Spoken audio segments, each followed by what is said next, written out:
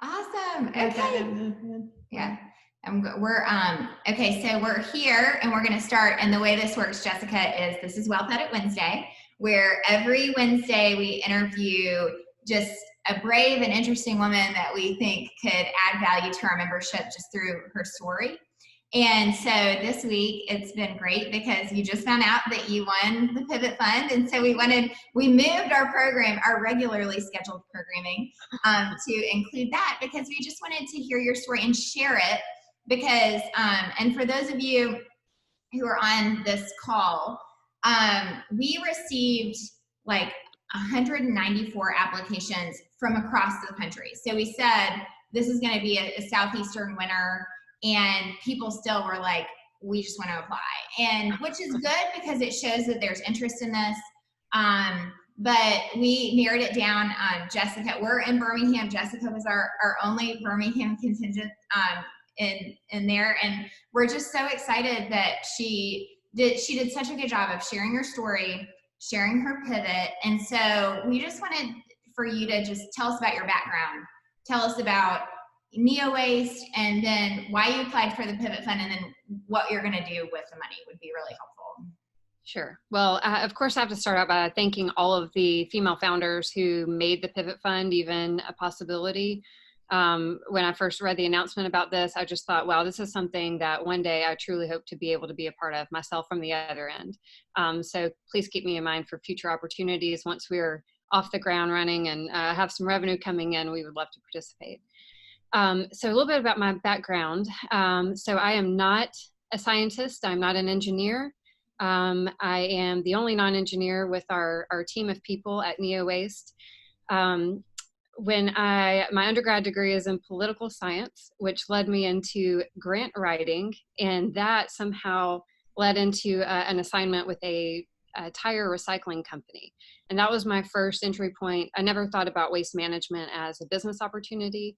I don't think anyone, especially not a young female in the South, grows up wanting to work in waste management. Not really where you expect your future to go.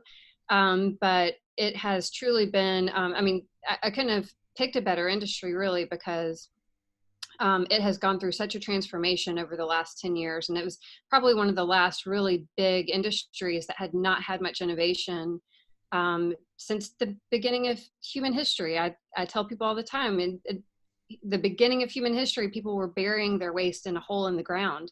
And that's what we still do today with landfilling. And it's time, we have to start looking at that waste, that material that we've come to know as waste, as an actual resource. There's value and there's material, there's energy inherently in everything that we touch. And so having learned a lot about tire recycling, started looking at what are some uses for scrap tires. So we know scrap tires end up on the side of the road, but you have to figure out what can be done with those. If you're going to collect them and just put them in a landfill, what good does that do? So that's when I started researching solutions for what to do with scrap tires. And that's where I came across technologies that were able to extract the oil from tires. Tires are made up of 50% of oil, so you can imagine the amount that we can get out. And that's where this whole kind of obsession with waste management and waste to energy, waste to fuel kind of developed from. And after working with that scrap tire recycling company for a while, I was recruited by a multinational waste to energy company that was developing projects in about 50 international markets to convert municipal solid waste into ethanol. And when I joined the company, I created a separate division devoted specifically to the plastic and rubber portions of the waste stream. So when we think about what comes off the back of a, excuse me, when we think about what comes off the back of a garbage truck, you have everything from food to plastic to metal to glass, all these different things. And without being able to sort it, you really are kind of, you lack on what you can do with it, which is why landfilling has kind of been this go-to. In recent years, incineration is another option for really large scale volumes of waste. So aside from landfilling, incineration is the other go-to. And recycling always kind of came in as a tail end, like, oh, if it makes sense, we'll do that. And it's always been kind of a feel good thing. And no one really, I think until recent years, the actual economic aspect of recycling was never quite as clear. And people who are in the recycling industry get sick of hearing everyone talk about China and the impact that China banned the import of about 20 different types of waste materials back at the end of 2017, early 2018. And that literally caused the recycling markets around the world to collapse. And one of the main reasons for this is because of something called contamination. And when recyclers are looking at a waste stream, there's usually just a very certain portion of that stream that they can take. So if you're a plastic recycler, you can only take plastic. And when you're dealing with plastic, whether it's from a municipal waste stream, your curbside recycling collection, whether it's that or if it's industrial waste, like a non-conforming part for an automotive manufacturer, if there's anything other than plastic in that recycle bin or anything other than plastic in that material, there's nothing a traditional recycler can do with that, because all they can use is that plastic. And often it even comes down to the color of the plastic and the type of plastic. So with those limitations, a lot of technologies, probably the last 10 years, they've been slow to develop new technologies that have really been referred to recently as chemical recycling. And what this means is that you're not recycling it in a mechanical level, as far as you're not just grinding it and then remelting it and then extruding it to some other part. You're actually, the easiest way to describe it is the reverse process of making plastic. So we know plastic is made from crude oil, and we're reversing the process to extract the crude oil out of it. And we essentially melt this plastic so it becomes like a molten liquid. And then just like we think of solid liquid gas, like we learned in, I guess it was elementary school, we learned about that. But after it's this molten liquid state, it eventually, the heat causes it to vaporize. And then those vapors pass through something called a catalytic converter. And so when you think about what makes plastic, it's actually these long chains of hydrogen and carbon, and they're put together in various different ways. And so when they become vapors and go through this catalytic converter, it actually breaks those long chain polymers into the individual building blocks that made that hydrocarbon chain. So you end up with hydrogen and carbon molecules. So we are actually recycling and recovering the hydrogen and carbon molecules from the plastic waste. And we're not limited to plastic. We can actually do this with any material that has hydrogen and carbon in it. And so then we actually just then put it through a condenser. So think about, after something has become steam and then you cool it again and the water condenses, think about like a glass on the counter. That's essentially what's happening. So then we condense it back into a liquid form. And, we have really focused a lot on that back end of our business, the fuel production aspect. And, although our name is Neowaste, am I running? Sorry, I see. No. I was going to say, so when you say back end of the business, that's like you would sell this oil that you're coming up with to a company. Correct. So the business model kind of works like this. So we receive waste on the front end. So really we're a waste management company on the front end of our business. And then we have the conversion technology that processes it. And then we have a product on the back end, this fuel product that we then have to sell to an end user. So without those two end pieces of the business model, no technology is going to be commercially viable. So you can have the best technology on the planet, but if you don't have the other components of the business model to support it, then it's worthless. And so we've really heavily focused on the use of that fuel, because that's always been our primary revenue stream. To compete in the waste management market, we really wanted to be able to say, hey, we will pay you to take your waste. We want people to realize that there's value in their waste. We want to be able to say that. And so we wanted our business model to support it by the fuel sale. The sale of the fuel on the back end would support our paying people for this front end feedstock that we feed into our system. And Jessica, is that different than what your competitors are doing? Kind of, yeah. So most of our competitors are technology companies. They're looking for people like a Neowaste to actually put the other pieces together. So most of our competitors are focused on municipal waste streams, looking at the curbside recycling programs and things like that. We've really found a good niche with the automotive manufacturing industry here in Alabama. Of course, that is, bread and butter here. And automotive manufacturers, actually, all of the ones in the state of Alabama, to our knowledge, have zero landfill targets. We're certain about Honda and Mercedes for sure. But this means that nothing they generate on site, so whether it's a bubblegum wrapper from the cafeteria or a non-conforming part, nothing can go to a landfill. And so they're left paying, if it doesn't go to the landfill, where does it go? And so they've been sending it to an incineration facility because in large volumes, again, the recycling markets have collapsed, not a lot of alternatives. So they've been trucking it up to Huntsville where it's been incinerated to produce energy as well.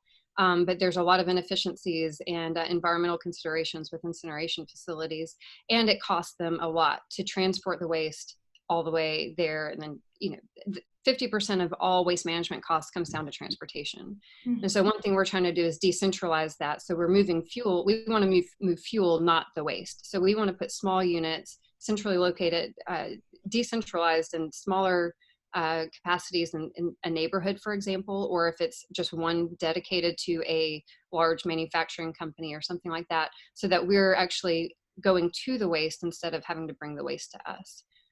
Oh, and Jessica, mention like kind of what your maybe like a long-term vision for this, how it would affect us like in our own houses. Yeah, so I'm going to have to like separate out type 1 and type 2 plastics because that's like a big marital issue that we have.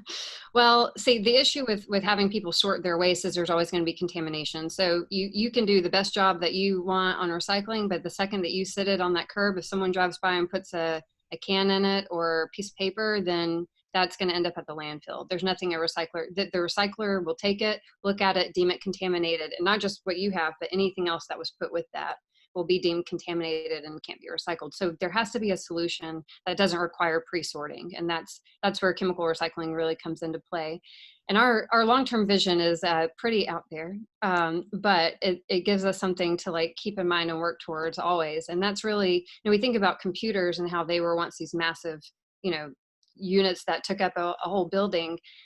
We really want to make these smaller and smaller and smaller so that eventually we can replace trash cans in households. We can have units in buildings that, the building basically could operate off of its own waste. And so we're looking at solutions like that continuously. We have preliminary designs, not only for smaller, really small units, even smaller than the batch mode unit that we're piloting right now in Birmingham, that could be used on a household level. But we even have mobile units. We've designed, have a preliminary design to go on a cruise ship. We've been talking to one of the largest cruise industry ship groups. I won't mention their name, but NASA has reached out to us to get information about using our technology on board so that they can have a way to manage waste and have additional fuel, those sorts of things. But long-term down the road, replacing trash cans is the ultimate goal, and eliminating landfills, of course. But if you're looking at what it would look like in your house, garbage disposal, toilets, everything in one. All waste has value and a use. That is amazing. Okay, so then tell us, you're about to get into the pivot. So you are focusing on the back end. Correct. So right now, right now, oil and gas prices are looking up a little bit at this point. In the last week or so, they've come back up a little bit. But in the midst of the coronavirus, oil and gas prices, as everyone knows, plummeted, which really made the back end of our business look a lot less attractive. Our target partner for that is a company called Sunoco. They're a large oil and gas company here in the U.S. And they're still being very encouraging and supportive and really want to see the solution come to fruition. So that has been an invaluable piece for us. However, we need a way. We were expecting to start generating revenue and have a unit up at the end of this year, and we're technically not allowed on site until June 1st. So next week at Sunoco, but we haven't been able to actually run our unit since the beginning of March. So that's put a lot of our demonstration. We had already scheduled to have a lot of potential customers, a lot of potential investors, and other people who are just interested in the community and all come out to observe. And we expected to have one of these units operating commercially by the end of the year, early 2020. And now that's just completely up in the air as far as the back end. So we needed a way to generate revenue in the meantime. We needed a way to keep our potential front end customers engaged, because if we can't process the material, we can't take the material, because then you have storing. Well, we could store the material if it weren't so bulky. It comes to us in big bales, oftentimes in these huge falling apart bales. I wish I had some pictures on hand to show you, but it's very bulky. And so what we plan to use what we will be using the funding for, now that we are sure we have it, is we're putting 100% of the $25,000 towards a shredder. And that is going to enable us to,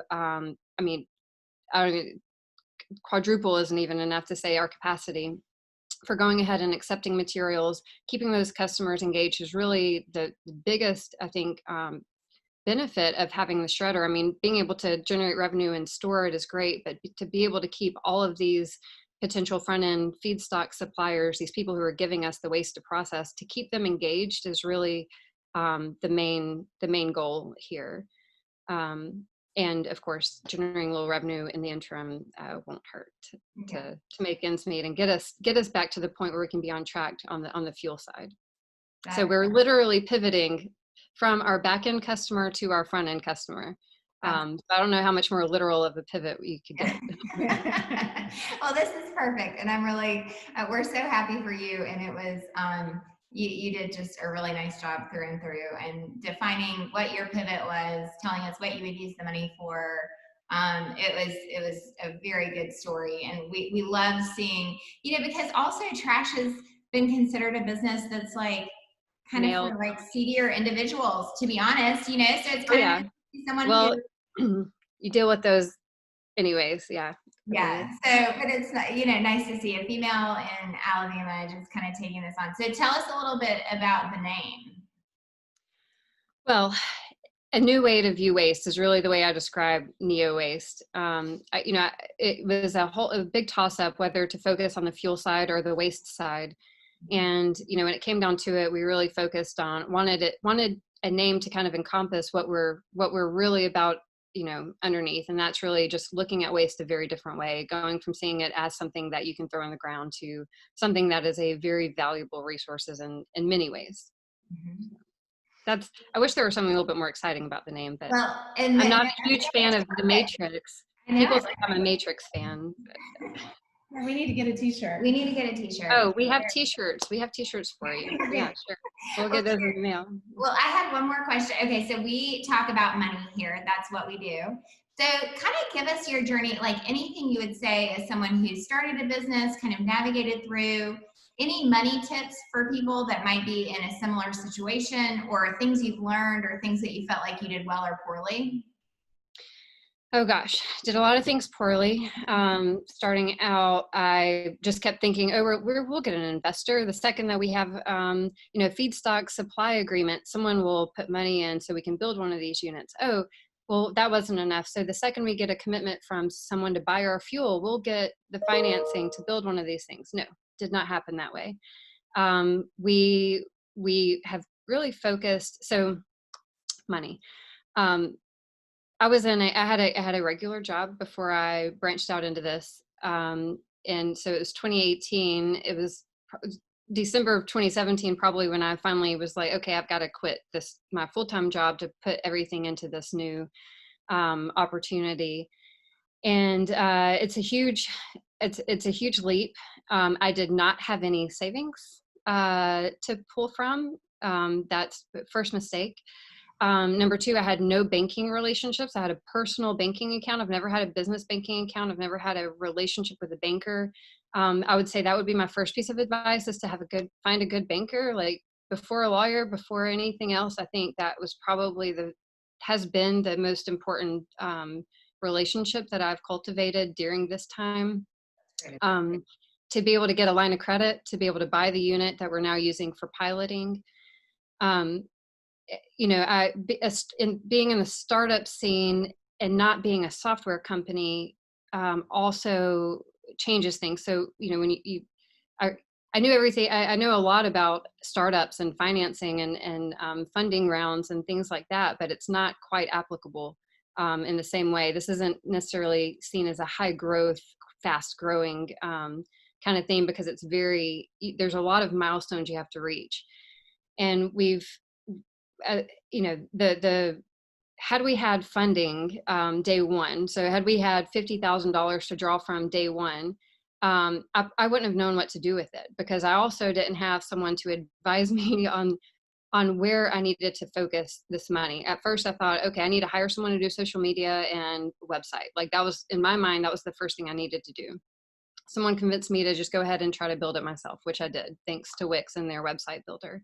But I quickly realized that would have been a big waste of time. And actually I drew back from marketing, drew back from like really posting a lot on social media, because it grew to, we have more interest right now on the front end waste management side than we can even, I can't even respond to all the emails some days because of the interest. And so figuring out where to put the money to make the most sense for where we are in the stage of our business it was also a big lesson. But getting the funding to buy the pilot unit was a challenge. We've applied for grants. We've been through 3 startup competitions. We won one of these competitions, and for 4 months, news articles and a bunch of other things were out there about winning this funding, only to be told later that we weren't going to get it. And that was probably one of the biggest turning points for me in this, was because I was ready to throw in the towel at that point. For 4 months, I'd been telling our partners, our front end and our back end partners, we have this funding coming. We're going to be able to do A, B, C, D. My banker had already, said, oh, we're going to have this funding coming in. I'll be able to, start paying down this line of credit. And none of that happened. And so then we're way in the negative at that point. And really, by the grace of God, we survived for right now. I don't know any other way to explain how we've managed to this point, other than just my costs literally are my cell phone bill and like website maintenance and those sorts of things. We have cut every other cost imaginable. The cost for shredding has been the biggest impediment for us in growing, because we've actually, until now, we've had to actually use another shredder, and we had to transport stuff an hour and a half away to shred it and transport it back, and then transport it to our conversion unit. And so, that's very, I have to give glory to God on this occasion, because we've been operating in the negative for over a year. I think Lauren and I have talked about this a lot just in starting the Wealth, that so much of building a business that you feel passionate about is just that perseverance through the hard. And you're such an inspiration, because you're doing it with such grace and focus. You just got to keep your eye on where your passion is and keep plugging. So I love to hear that. And it's such a confidence booster for all of us who have a vision and a passion and want to make it happen. Yeah. So what will this shredder, so by the numbers, like what will this shredder do for you? Like what do you see happening? And then we're going to open it up for questions. So think about just for being able to taking material is really, what this shredder will allow us to do is go ahead and start generating revenue by taking in waste materials. We have several customers right now who want to put out statements that they're doing something circular with their waste. And so far we haven't been able to sign a contract to start taking their material, but we can immediately now go back to them and say, hey, we can officially start taking this. Now you can put out that, that messaging that you were wanting to put out there. Even though we can't process it today, we will be processing it. But technically what this does, think about, so the way that this material comes, as I said, is in big bales. And think about bumpers on a car, and think if you had 1,000 of those baled together and what that looks like sitting on the ground. Now you can shred that down and fit what would have taken up, we've kind of estimated out that it took about 20 square feet to situate just the average bale, and some are way bigger than that. But a Gaylord is the type of container that we use to actually store our shredded material. And the Gaylord takes up 16 square feet, and we can't stack the bales because again, they're falling apart and everything else, but you can stack these Gaylords. So we can actually fit 4 stacks high within 16. So we estimated out with allocating 10,000 square feet just to store materials, we can take in over 300,000 pounds of plastic material each month. For 8 months without having to process anything. So by the numbers, that's it. And we're looking at charging about 2 cents per pound on average for the material we're getting. That sounds really low, but it's actually kind of high right now for plastic prices. But anywhere between 0.5 cent and 2 cents a pound is what we're expecting to generate in revenue just from having the shredder. So you can do the math, but just in 8 months, it's about $75,000 probably in revenue that we could generate just immediately. Yeah, with the shredder. That's awesome. Yeah. Well, so everybody's line is muted, but you can unmute your line if you have a question for Jessica, or you can chat. Now, Jessica, disclaimer, this can be a quiet bunch, so don't worry if you don't get any questions. Anybody have anything to say to Jessica? Besides, congratulations, we're so excited. Oh my gosh, I'll take those all day. Okay. And if anyone wants to reach out offline or separately, I'm always available and happy to chat. Yeah, Courtney, did you take Courtney? I did. Can you hear me? Yeah, we can. I'm wondering how, when somebody says, so what do you do? Like, how do you answer that question in 2 sentences or less? I do something way less complicated than you, and I struggle with that. So like, what's your 30-second answer? We convert plastic waste into diesel fuel. And then I usually go, got it. That's, I've tried to get fancy with it and be like, we make trash into treasure and get like really creative. But no, at the end of the day, that's the simplest way that I can explain it. And then I can usually tell pretty quickly at that point if someone wants more information or not. But it's very hard to explain and not get really technical about it. So that's been a big learning process too. Well done. Thank you very much. But yeah, figuring out how to explain what you do in a nutshell, first step to launching the business, I think. Okay, well, thank y'all so much. And just to give a few little Wealth Edit updates. So we have all of these. Actually, you want to talk about this? So they're all on their glide path. Yes, so we have talk about learning how to work technology. We have now figured out how to upload all the recordings of the previous Zoom calls that we've had. So if you log in to the website and go to your glide path, it's down at the bottom called Wealth Edit Wednesday Replays. And you can find all our previous Zoom calls that have been recorded. And eventually we'll get to the point where we can do those as podcasts as well, but that's, round 2. Yeah. But thus far we figured that out, and they should be uploaded to everybody's glide path. Yeah, and we also, I'm going to highly encourage you all who are members to participate in our roundtable call. So when Emily and I started this, we got in this talk about working with marketing people. We got in a kerfuffle with our marketing person because we were like, we just want to build this around, the 5 people that might find this interesting. And so, we grew actually faster than that in a very short period of time. But that message and that we feel is still very much how we want to run the Wealth Edit. And so if you all could sign up for that roundtable, if the time doesn't work, then direct message us and we'll call you because we want to talk to you about how the membership's going, what you want to see out of it so that we can create that for you. Because we feel like the value, when we created it, we felt like the value is in the content, because if you implement just a tiny bit of our content, you're going to save a lot of money, we think, in some way or another, even if it's just redirecting your finances towards something that you feel is more meaningful. So that's big for, that's what we feel like the value is, but then a lot of you want the community too. So we're really working on that, and we want it to be something that's meaningful. So take us seriously on that. We have the roundtable this week, and then next week we're going to start 2 different wealth circles. One is going to be more general, that we're going to go through a piece of our content every week, and you can just hop in and hop out of that one.